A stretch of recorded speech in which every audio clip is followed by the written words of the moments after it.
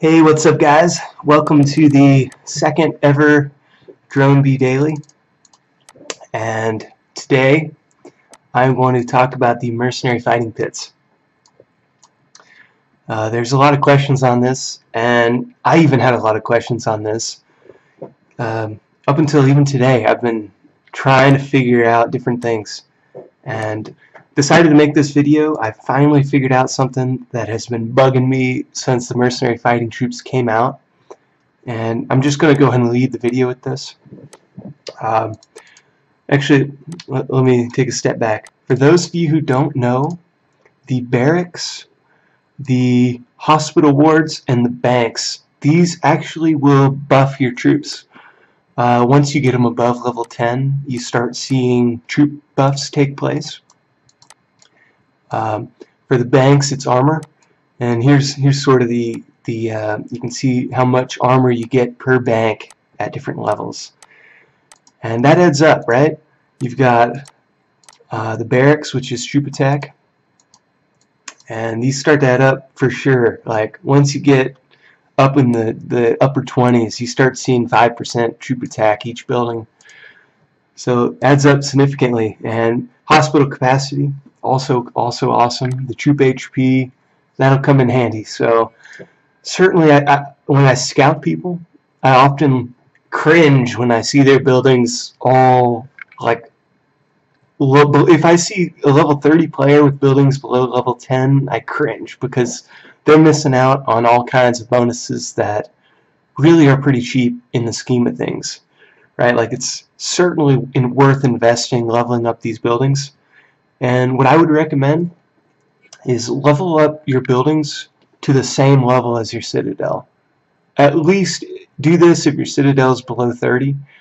There's a trade-off that happens, in my opinion, at the jump from the buildings level 29 to 30, because you start needing marble.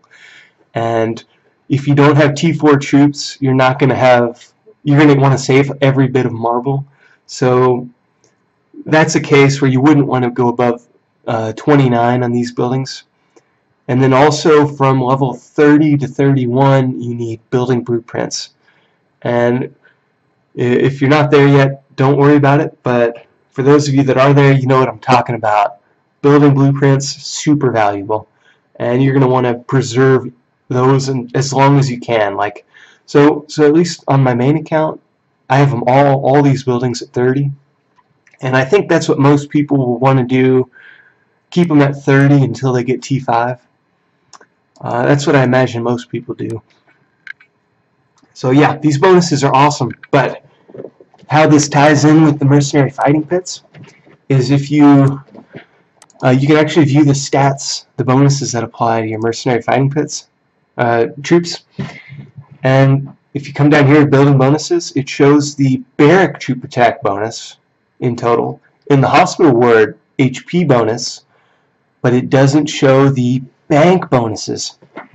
And if you're kind of cynical like me, this will drive you mad. Like you'll lose sleep over this. Like, oh no, are my banks not working? What's going on here? So I finally tested it out today.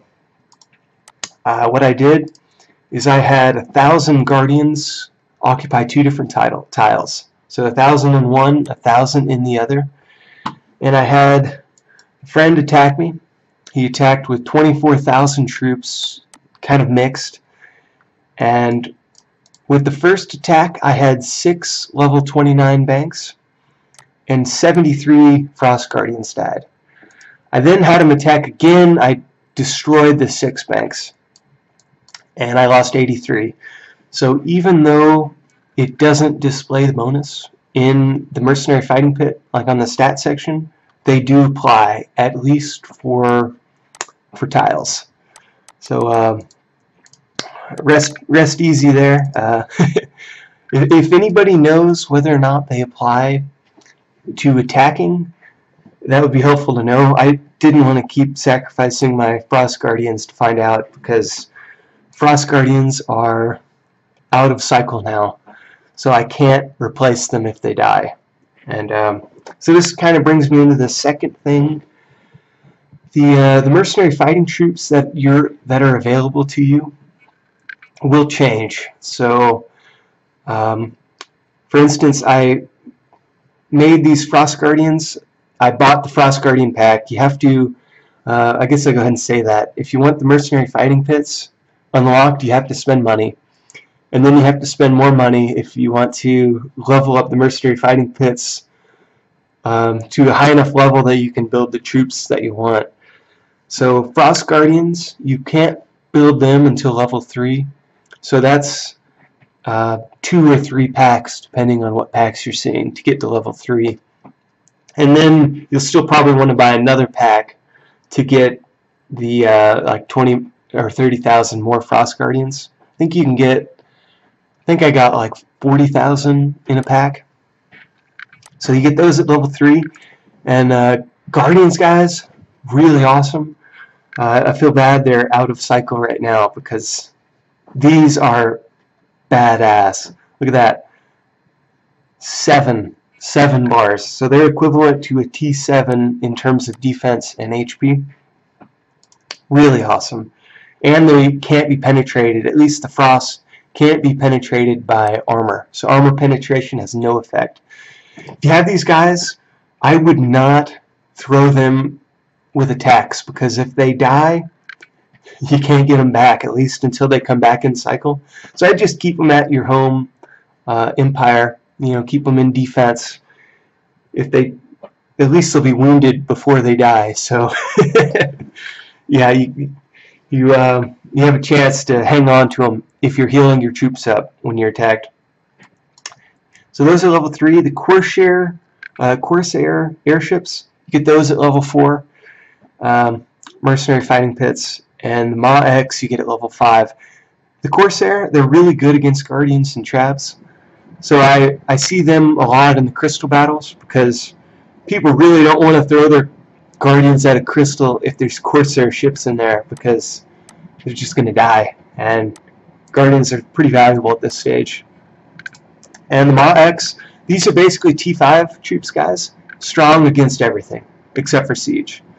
So, you know, that kind of has interesting implications, because I actually had a bunch of these in the crystal in this guild. I might even have those reports still. Probably not. They're probably too far down.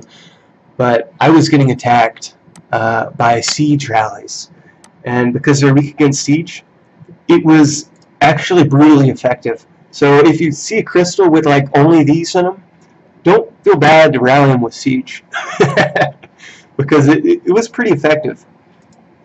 I'm not gonna lie. So that's kind of how you deal with those siege units. To deal with Frost Guardians, they're not strong or weak against anything. So in theory, you could use siege against them too. They don't do much damage, but they protect the troops that are behind them. So before any other troops die, the last Frost Guardian will die. So yeah, so they're good if you. I only use them to get back heroes, or to, you know, keep them in my empire. Though I'm not really afraid of being attacked, so maybe I'll use them in a crystal battle or something. But it's not the best use of them. Actually, I did use them in this attack to free my friend's hero. I didn't think I could win without them. And they're pretty awesome, let's just be honest. 3,000 died, but I mean, he had a lot of troops. 539,000. So, pretty cool. But that's 3,300 Guardians I'm never getting back, at least until they come back in the cycle. So, how much it costs to level up the fighting pits, we'll go over that. So from level 3 to level 4, you need these. You need 400 mercenary fighting pits blueprints. And to give you an idea, I was seeing a pack with 700, but some packs only have 400. So it's at least, you could, in theory, do this almost certainly with one pack to go from 3 to 4. But the question is, this one is 600. So to go from level 2 to 4, wait, I might have said that wrong. So to go from level 2 to 3, it's 400. And from level 3 to 4, it's 600. So that's 1,000 to go from 2 to 4. So, in theory, that's probably 2 packs to go from 2 to 4. But it's at, if you look at to go from 4 to 5, it's 800. So you're going to have to do the math on what packs you're seeing, but it could be costly to get level 5, which is what you need for the Ma-X T5 equivalents. So it's not cheap. And so I actually don't recommend the Mercenary Fighting Pits for most people, because really you're going to have to spend buying multiple packs just to unlock it to a high enough level to get the troop you want, and then you have to use more packs to get the materials to create these troops. Like the caravans require saddles, I think they're called. Ma-X, Curus, these are like Dyna something. Let's see, none are available right now. That's the other thing, is you can't, you kind of have to buy them when they show up, because you can't always get them. They're not always available.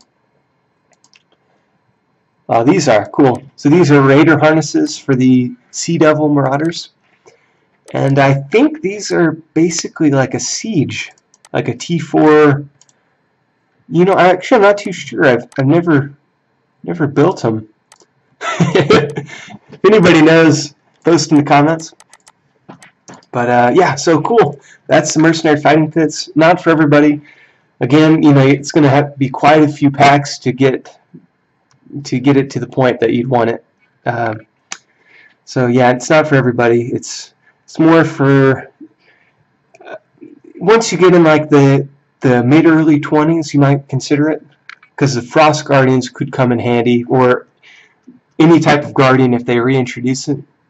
Super handy for defense in like trap accounts and stuff. That'll protect all your other troops if you have enough of them. So kind of, yeah, I wouldn't get it for most people though, at least not till mid-20s. The cool thing about it is, in theory, I've got 28,000 T5 troops, and if I wanted T5 troops any other way, it's like $30,000, $40,000. Well, maybe cheaper now, at least 25,000 probably. So you can get a ton of these for 2,000 bucks. 2,000, 20,000, big difference. But then again, once they die, and $2,000 isn't cheap, right, guys? Like, it's a video game. You probably don't want to throw 2,000 at it unless, I don't know, you have just a bunch of cash sitting around, whatever, I don't know. I do it, so. But, so I guess there's other people who might do it, but, so that's the only thing, guys, about them, is if you want T5, it's kind of a cheap way to get it, but if you're attacking with them, make sure you're protecting them. Like, make sure you have enough lower level troops to die off before you lose them, or something like Frost Guardians. I wouldn't recommend attacking with those at all if you have the risk of losing them. So maybe just do them in big rallies. Kind of, yeah, so that's the idea. You don't want to sink a ton of money into a troop that you can't really replace without spending a bunch more money. At least with T4 and T3 troops, you can farm the material to, replace them. But you can't do that with the Ma-X. So something to think about before you, sink a bunch of money into it.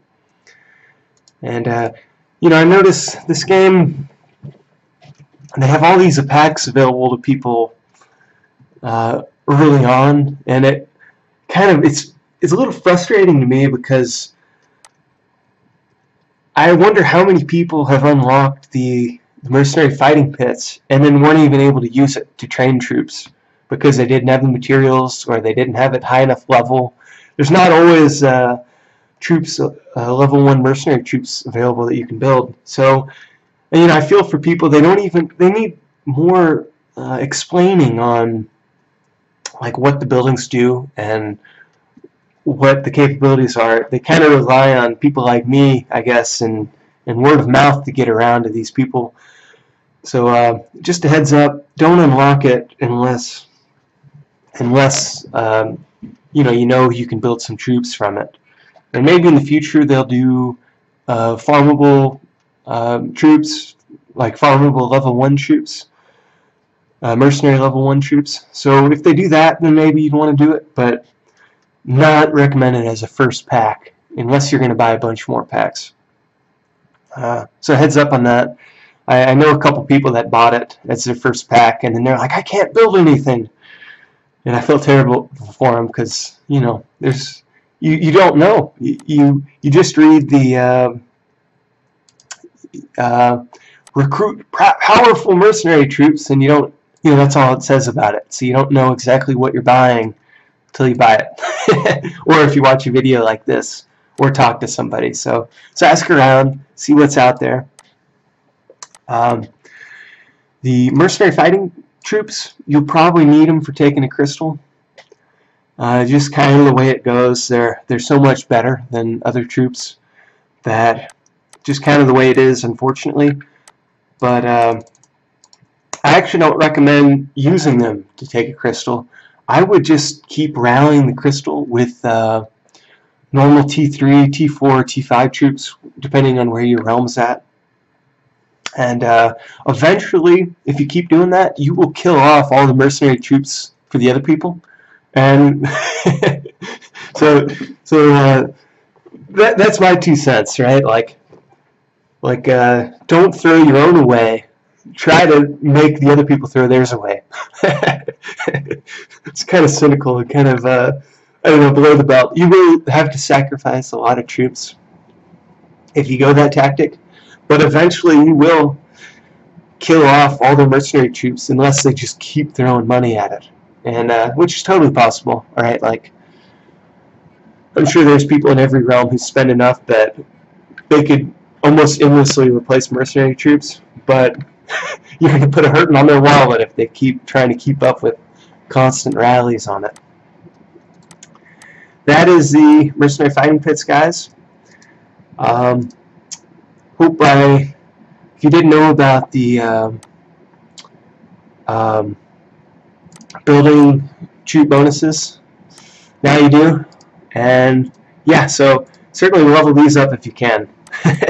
Alright, peace out, dudes.